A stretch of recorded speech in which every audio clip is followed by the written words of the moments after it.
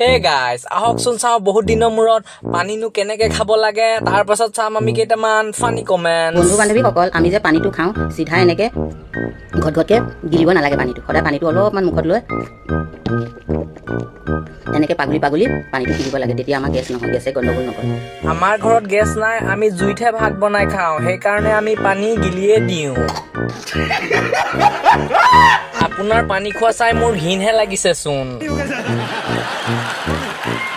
আচ্ছা, পাগলি পাগলি খালে 200 বছৰমান থাকিম চাগে। আপোনাৰ নিচিনা ভাল মানুহ ক'ত পাম অ'? ইমান দিনে মই পানী নোখোৱাকে জীয়াই আছিলো অ', ধন্যবাদ আপোনাক দেই। বন্ধু বান্ধৱীসকল আপোনাৰ বন্ধু বান্ধৱী ইয়াত বিচাৰি নাপাব নহয় বৰ্মা। MBBS ক'ত কৰিছিলে বাইদেউ আপুনি? নোট কৰি থৈছো, নিটত আহিব পাৰে। আমি দেখোন বাল্টিনত লৈ খাওঁ। 32 বাৰ চুবাই খাব লাগে। বাইদেউ নপঢ়াকে কেনেকে চাকৰি পাম বাৰু?